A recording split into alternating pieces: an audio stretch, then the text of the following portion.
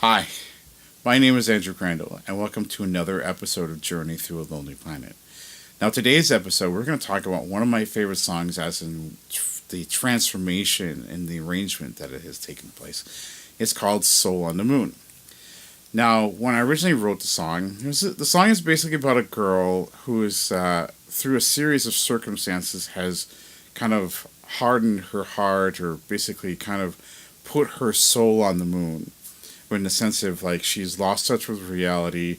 She's kind of, basically just existing. She's not really engaged with life. And when I originally wrote it, I was going for kind of another punk rockish sort of rock vibe. And when I brought the song back, when I was reinventing it for this particular release, again with this whole album, I was pulling from different influences of the '70s. You know, I was David Bowie, Black Sabbath, and this time I really wanted to pull influences from Queen. And not necessarily that I wanted to write the song like Queen, but I remember as a kid going to our family had a friend's. We'd go to a family friend's house, and I think I remember their oldest daughter playing me a Queen album. I can't remember if it actually was a Queen album or just that's how I remember it. But I've always subconsciously loved the layered vocal effects of Queen. Throughout the years, I had even as a teenager, I didn't really know that much about Queen. It wasn't until even more recently that I discovered all these songs that I absolutely loved as a kid were written by Queen. And so, I wanted to create that power pop song. Now, this is before Bohemian Rhapsody came out last year. And I've been working on this for about 2 years, and I just remembered going through searching on the web, looking for different ways that people have tried to emulate that sound, because there's something very distinct about this, the way that the vocals would come across like Killer Queen and and Bohemian Rhapsody and stuff like that. And so I finally came across a documentary about Queen recording Night at the Opera, and Brian May was sitting at the console, and he was talking about how each harmony they would have, because they had three singers in the band, and what they would do is, let's say if there was whatever the amount of harmonies, each harmony was actually sung by three people into one track, one microphone. And so when you think about it, if they had three-part harmonies, you had a total of 9 vocals going together.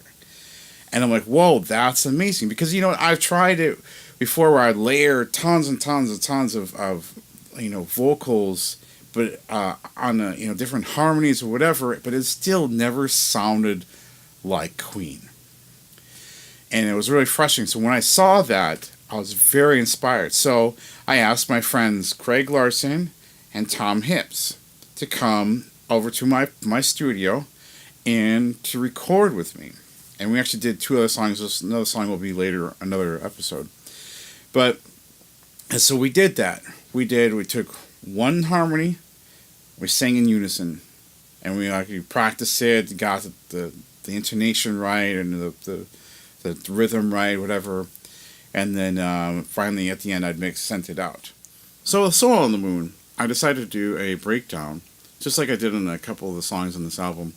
But instead of doing a Metallica type of riff, which this song doesn't really fit, I did this riff of just a simple E minor, G, S sharp, B flat, again E, G, S sharp to B. And so it sounds something like this.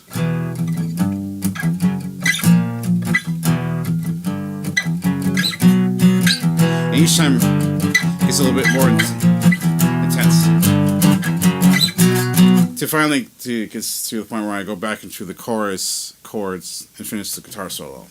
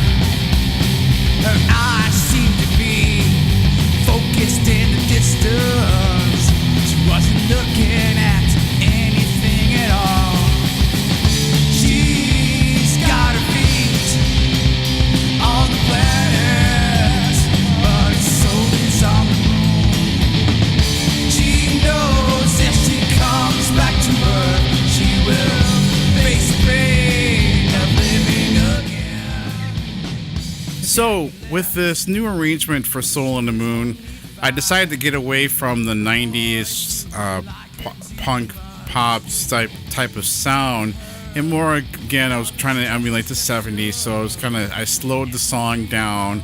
I gave it more of a groove, and how I opened up with is I took a segment of the guitar solo full mix, and I put it in the front, and I had it played backwards, and then I actually took a segment of the chorus with all the layers of vocals and put it at the very, very end of that segment, and then the drums and bass kick in.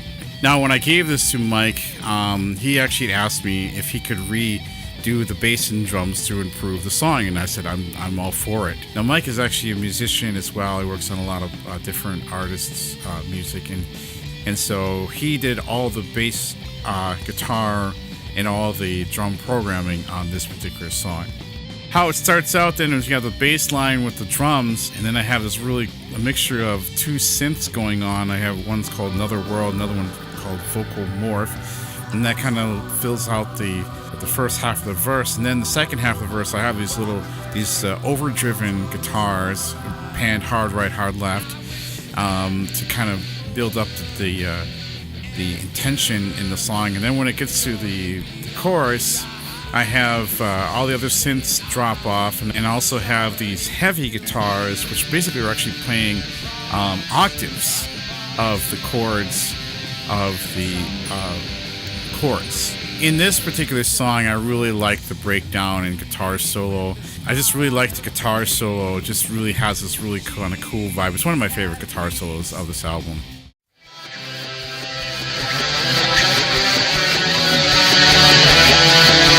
She's got her feet.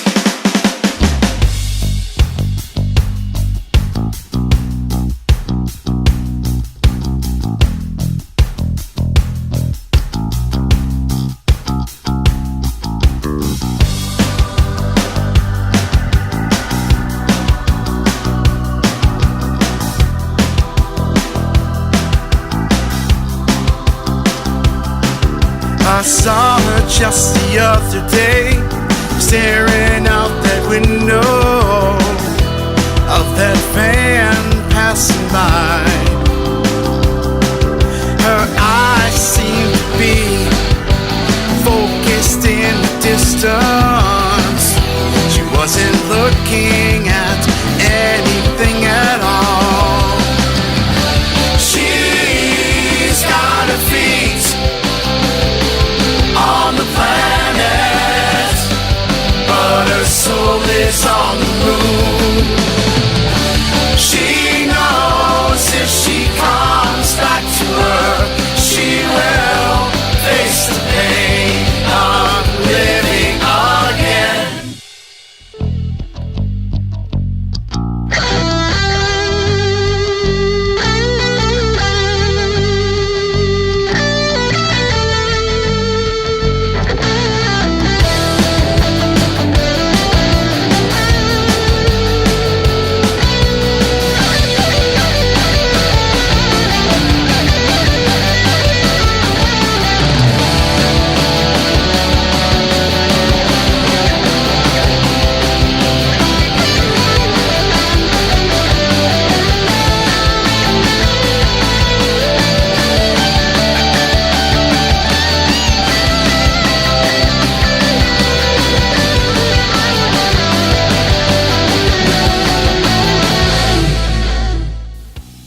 Okay, so a couple of very interesting things about Soul on the Moon I want to share with you before we go.